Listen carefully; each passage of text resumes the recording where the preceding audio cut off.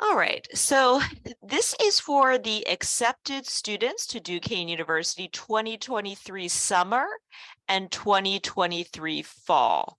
So if you are any other term, things might be a little different. The general acceptance is the same progress, the same steps, but some of the things I say might not appeal to you because of the situation, but also the apps haven't started for spring 2024, so you really should only be summer 23 or fall 23. Let's go right into it.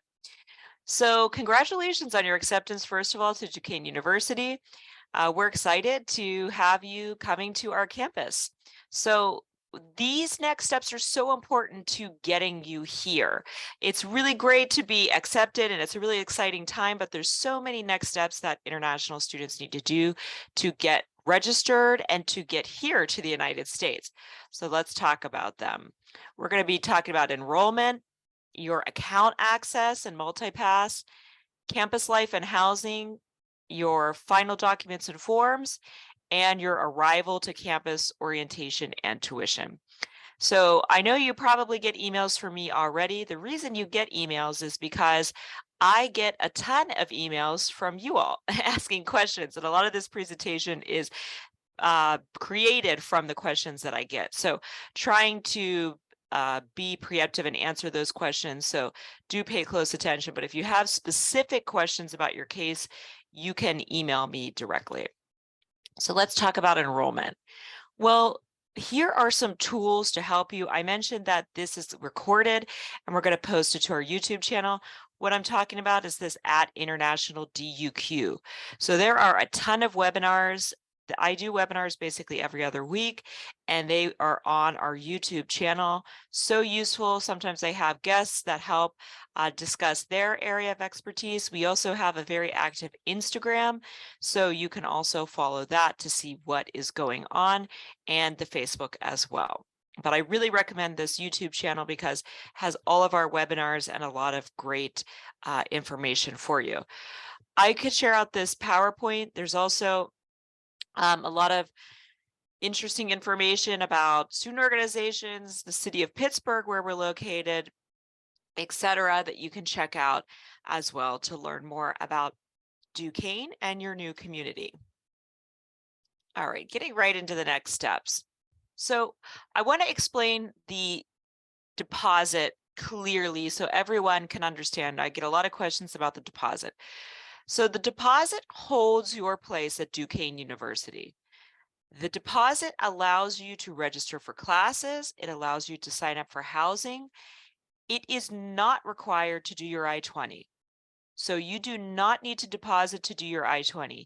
In fact, a lot of students that are in countries that have a long wait, or perhaps it's very difficult to get a visa, I recommend that you wait on your deposit and get your I-20 and do the visa process. So the deposit is for Duquesne to hold your place.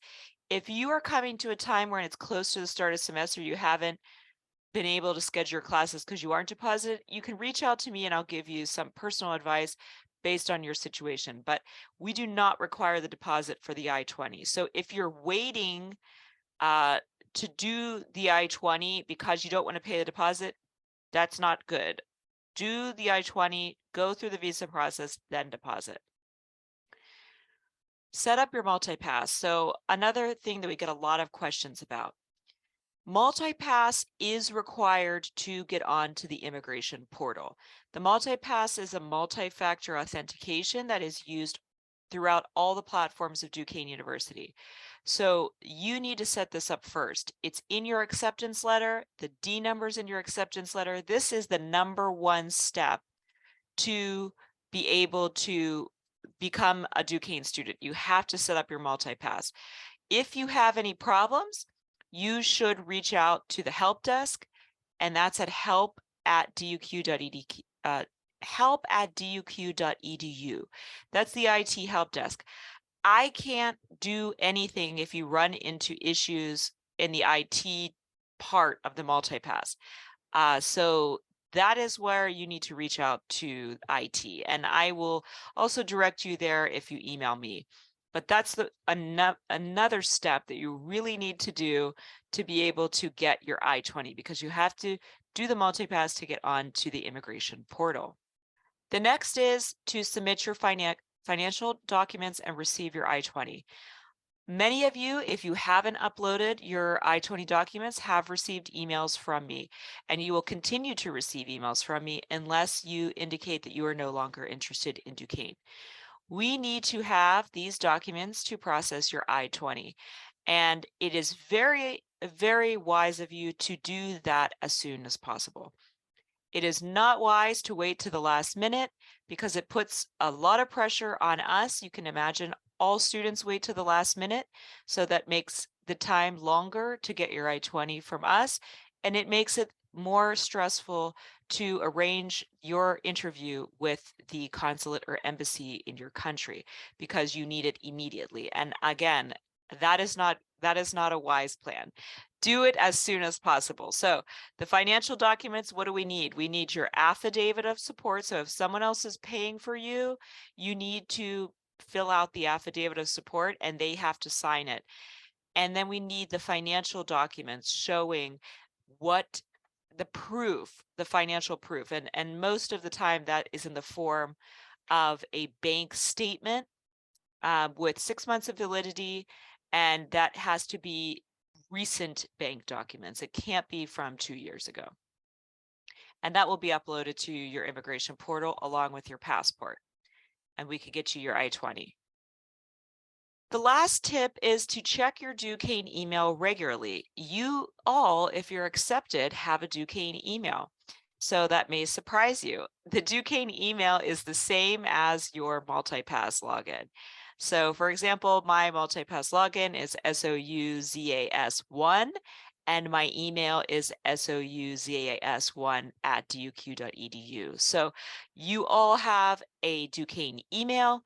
So please check it. I have the directions here. And again, I'm going to share out this PowerPoint to you. You will get all important messages to your Duquesne email. For example, advisors emailing you, professors emailing you, housing forms emailed to you, insurance emailed to you there. So you must be checking the Duquesne email regularly. It's very important. And the last thing is just to complete your housing survey. So this is really important for undergraduate students and graduate students that are requesting on-campus housing. It is not unlimited.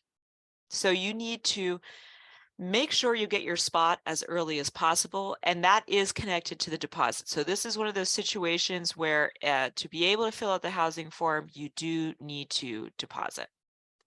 Let's talk a little bit more in depth about accessing your account since we get so many questions about it. So the multipass is, again, the multi-factor authentication. So you need to create that account as soon as possible. Remember, you're going to need your D number, and that is on your acceptance letter. If you definitely can't find it and you search and search, you can send me an email and I'll send you your D number to set it up. We have a video that walks you through all the steps of setting up your multipass. I would really recommend that you watch this video because many students, they select the wrong links and it becomes a problem, and then they have to work with IT. So you really shouldn't need to work with IT. It should be pretty straightforward. This video shows you each step, and I recommend that you watch it first before you set up your multipass. You'll choose the Set Up button on the multipass link here, and you cannot receive your I-20 without setting up your multipass. Again, the multipass is going to allow you to get onto the immigration portal. So that is really your first step and your first test of university. So especially you computer science people, you should be able to set up your multipass. Okay, so email and Dory. Dory is the short version of portal.duq.edu. And those accounts will be automatically created when you submit your deposit to the university. So it's extremely important that you regularly access these accounts, as I said, to stay up to date with information. I do try to email you in your personal accounts because I know many of you do not check your Duquesne account, but other people in the university will strictly email your Duquesne email. Let's talk about housing. Freshmen and transfer students. So the freshmen will all stay on campus for the first 2 years, and then transfer students with less than 4 semesters of transfer credit are also required to stay on campus. So as I mentioned, for you students that are undergraduate, the housing is really important to fill out. You are able to fill out in the survey some personal choices of yours, and that allows you to be able to be better paired with a roommate. So you don't want to be paired with a roommate that stays up all night if you are an early riser and you like to go to bed early. These are some things you fill out in the housing survey. So definitely do that as soon as possible. If you're an undergraduate, you need to deposit and fill out this information. If you are a graduate student that's requesting housing on campus, you also should fill this out as soon as possible because again, housing is in a limited supply. We're right in the downtown of Pittsburgh, so many students prefer to live here on campus because it is so convenient. So you do need to pay your deposit to be able to fill out the survey, and the housing survey and your agreement is on Dory. It'll also be emailed to you at your Duquesne email. Some deadlines, April for the summer students, so now, and then June for the fall students. So that's coming up right around the corner. Again, you'll be getting these notifications at your Duquesne email. And the move-in date, if you need to arrive early, of course, talk to me and we can work out an early move-in for you. The orientation dates are the dates you need to be in the orientation, not arriving. So it is recommended that you come a few days early, and we work that out with housing to get you a place to stay on campus and be able to attend the orientation on the day of without having to move all your stuff the same day. So graduate students, most graduate students live off campus, but we do have quite a few graduate students that choose to live on campus because of convenience and ease. So I have some websites here listed for rooms and apartments. So again, because you're choosing to live off campus, this office is not going to find you an apartment. So that's your job to search for. We do have support. Commuter Affairs on campus has a lot of resources on the website, and I've listed their email as well to assist you. They have a guide that tells you about housing here in Pittsburgh, introduces you to some cultural norms. For example, most apartments will not be furnished. What that means is that the apartment won't come with a bed, a couch, anything. It only will have probably a refrigerator and a stove. So that's something you need to be aware of as you're budgeting, because you may need to buy all of your furniture if you have your own apartment. So again, some of the things you need to learn about to make those decisions if you want to live on campus, if you want to live off campus. You will need to arrange a place to stay. Well, if you're looking for a place in Pittsburgh and you don't have a place before you arrive. So I do have a link here to some hotels. You can also check out Airbnb, of course, is another option. So for students that are searching for apartments, that's an option for you to stay while you're searching. The airport's about 30 minutes away from Duquesne University. We always recommend that you take Uber or Lyft or a cab to campus because you have a lot of stuff. The bus, there is a bus that goes to the airport, but again, when you're arriving, you're going to be tired and it's going to be a long trip. So you're coming off of a long trip and then you have a long trip to campus. So the bus is not recommended for your first day to arrive. So we recommend that you use one of these resources. And we do have a link to the Pittsburgh Airport to highlight some of those options for you. This is the address you will use to come to campus, and especially if you're arriving outside of business hours. So this is for the students living on campus. So on-campus students, if you're coming to campus, you will use this address for your Uber or Lyft or your cab, and you will check in where the arrow is pointing at the Duquesne Towers. Graduate students, if you're not living on campus, then you will go to wherever you have arranged your accommodation. I say this because we've had students in the past, they come to my office and it's maybe 10 o'clock at night or maybe in the in the middle of the night, and we're not here. We work office hours. So this Duquesne Towers is where there's 24/7 staff. So for students arriving, and I will be in contact with you to get that arrival date, this is where you will check in, and this is the address that you will use. And the staff will be there to assist you and help you to get into your room, and then you can have a good night's sleep, especially if you're arriving late. A little tour of campus. So Duquesne is a self-contained campus, which means all the buildings are easily accessible by walking. I've highlighted the student union, which is where my office is located. It's right in the center of campus, also where the Starbucks is located. So most of the students know the student union by the Starbucks. And we are located on the 6th floor. The red circle is the Duquesne Towers, which I just mentioned to you, is where students living on campus will check in at any time. You do need to let me know when you plan to arrive. We like to make sure we are keeping an eye out for every student that's arriving to campus to make sure that you're safely arrived to campus. So I'll be reaching out to get those dates from you. The Duquesne Towers is located right next to the American football field, so that's kind of an easy way to identify it. And the student union is, there's a little fountain right in front of it as well. So it's pretty identifiable. And anyone on campus should be able to point you in the direction of these buildings. They're very much, if you come to Duquesne, you know where these buildings are. So anyone can also be able to help you. I want to remind students, we do have 4 seasons in Pittsburgh. Fortunately, all of you will be arriving in a good weather season. So June through September is our summertime here in Pittsburgh.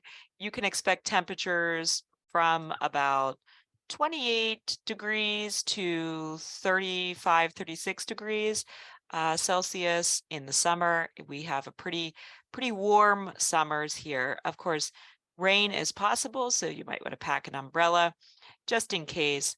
For those students arriving in May for the summer semester, it's going to be a little colder, but not too much because that is the end of our spring season. So I can expect temperatures of maybe 15 to 27 degrees in spring. But we do have winter around the corner for those fall students. We recommend that you do a lot of your winter shopping here in Pittsburgh. You can get a good pair of boots, nice jacket, warm jacket, hats, gloves, etc. here because it will be probably more affordable depending on where you're coming from, and much more convenient. So you don't need to pack for all the seasons. Fall is quite mild, depending on, where it falls, closer to summer, closer to winter. So September and October tend to be very nice, beautiful. It's actually my favorite season. And then November starts to turn a little bit more into winter weather, cold and sometimes warm days. So let's talk about final documents and forms. Prior to your arrival, you should submit your health history online via Dory.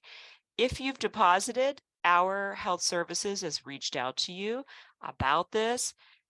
So again, the deposited students, this is where we're focused on.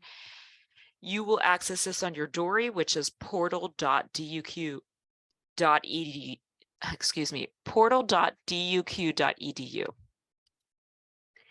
So this health history will require a vaccination history as well. And I put the link so you can see the required vaccinations here at Duquesne.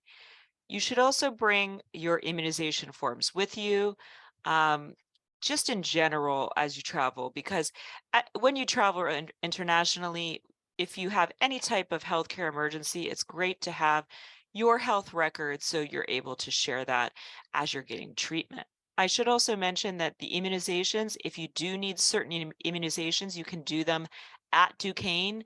Our School of Pharmacy is able to administer those immunizations. I know I get kind of my updated immunizations here at Duquesne. They're very professional and they tend to be very affordable. You can submit your proof of health insurance as well. Again, this is after you deposit. Health insurance is required in the United States. It is not part of a social healthcare system, so you need to arrange it yourself. There is an option for Duquesne health insurance that the school has arranged. It's a very comprehensive coverage, which means that you will receive very excellent medical care and the insurance will help pay the cost. For those of you who don't know, medical care is very expensive in the US. So a broken arm can cost thousands of dollars. That's why we need insurance. And that's why it's required by law. And it's also part of your F1 visa requirement. If you choose to not pay for the Duquesne insurance that we offer to students, you can request to use your own insurance, but you will be requested to submit that insurance plan for review. And they're going to let you know what's covered and what's not. If you don't meet the requirements with your own insurance, you will still need to get the Duquesne insurance. So many travel insurances, for example, do not provide comprehensive coverage. And the comprehensive coverage is what you need in the United States. So check your email, your Duquesne email for communication about health insurance.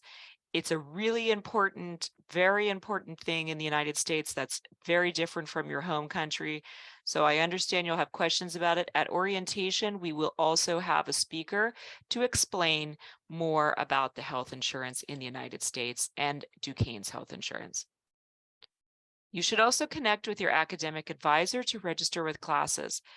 Again, you do need to be deposited for this, and this information can be found on your dory. You should not wait until you arrive to schedule your classes. Of course, we have thousands of students here at Duquesne.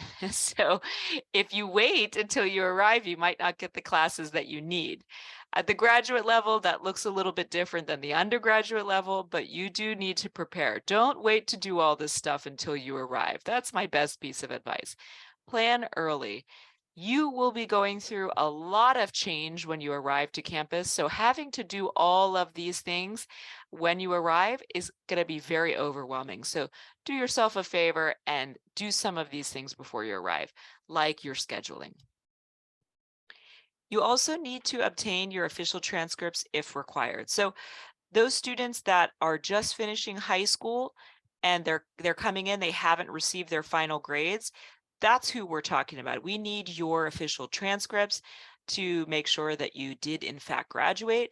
If you're in a graduate program and you only submitted your partial transcripts to be accepted to the graduate program here, then we need those final transcripts from undergraduate, graduate degree to see your complete grades and your graduation date.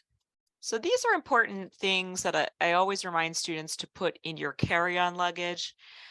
So anything important that you don't want to be lost, put it in your carry-on just in case.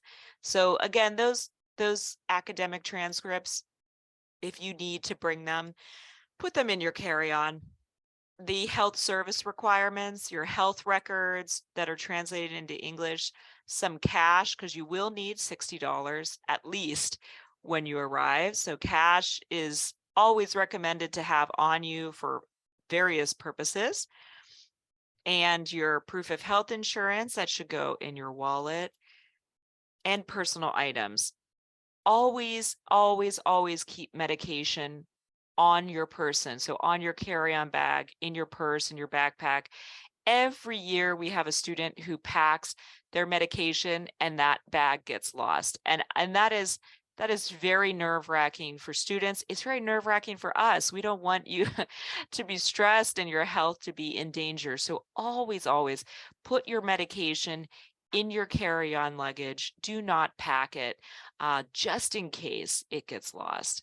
So the last thing we're going to discuss is the orientation and your tuition payments. So orientation is going to provide a lot of important information to you. Depending on your start term, it's going to be Wednesday, May 3rd, which is for summer students, or Thursday, August 10th. If you're arriving in the summer after this summer orientation, then you can come to the fall orientation, which is August 10th. And we'll be sending out emails to you to remind you to sign up for this, but the orientation is only in person.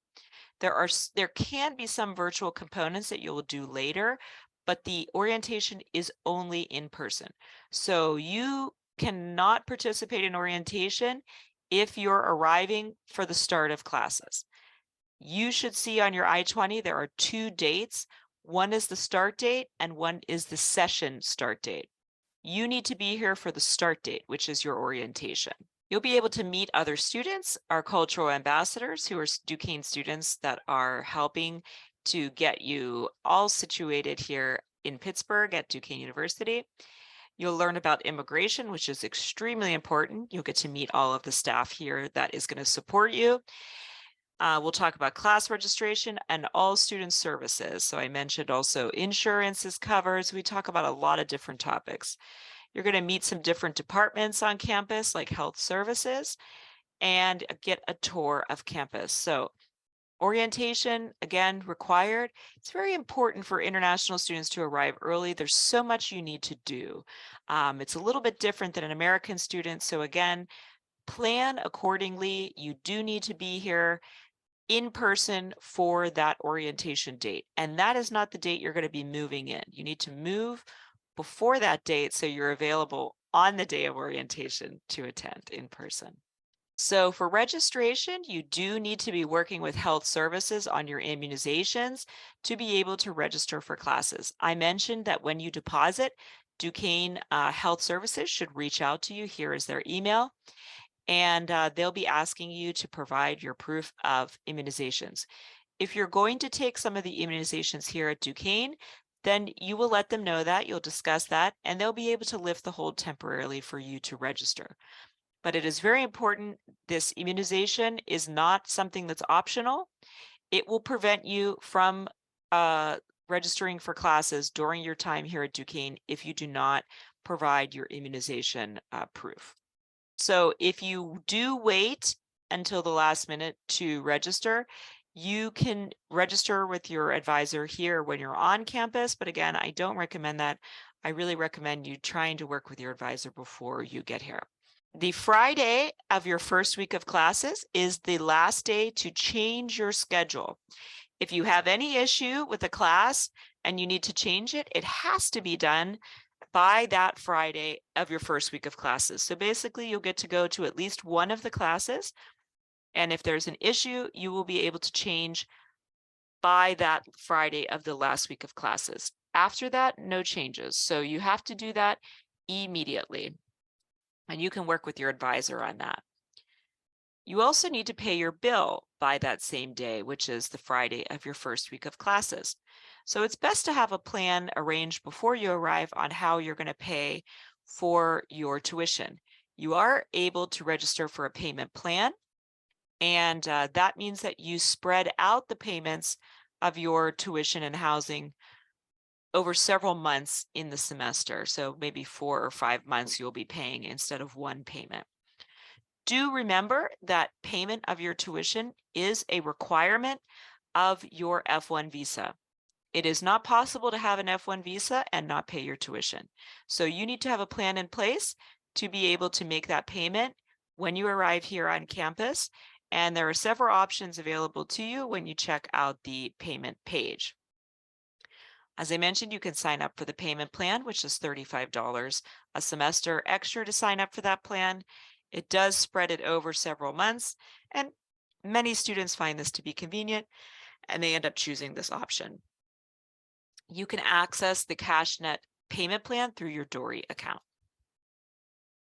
So there's many options to pay your bills. Credit card is a popular one, but do keep in mind if you use a credit card, you will be charged an extra 2.75% service charge. So calculate that into the price if you are planning to use a credit card. How to make payments? Go to your Dory, which is portal.duq.edu, and then the self-service banner, student information, student accounts, and you'll be able to see your bill and be able to view the entire detailed statement.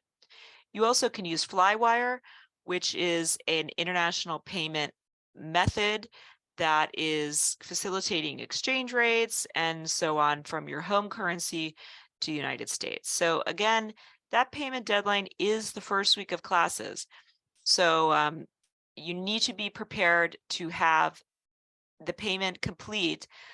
You probably won't have a lot of time to figure that out once you arrive here. So do have something in place before you arrive. So many things I know I went over. I'm sorry, it's a lot of information, but I warned you at the beginning. The acceptance is kind of the easy part. There's a lot of paperwork that comes along with studying in a foreign country. Make sure that you take care of these important steps before you arrive to Duquesne. So confirm your acceptance, and the way you do that is by paying your deposit. That holds your place at Duquesne. Complete the housing survey if you are requesting housing on campus. Arrange an early move-in day, and you can do that with me. We really ask that all students share their arrival date. With me, I keep track of that, and especially important for those students that are arriving to campus. Plan to attend the International Student Orientation, which is mandatory for all international students. Many times, some older students in the graduate programs will say, I'm a graduate student, I don't need to go to that. No, all international students need to attend International Student Orientation. You will get a lot of important information, and we need to do it all at once because we have so many international students. The first day of classes is your start date on your I-20. So it's actually the International Student Orientation, which is May 8th, or excuse me, I have the dates mixed up here. So your first day of classes is either May 8th if you're summer or August 21st if you are fall. This is the orientation date I mistakenly put there.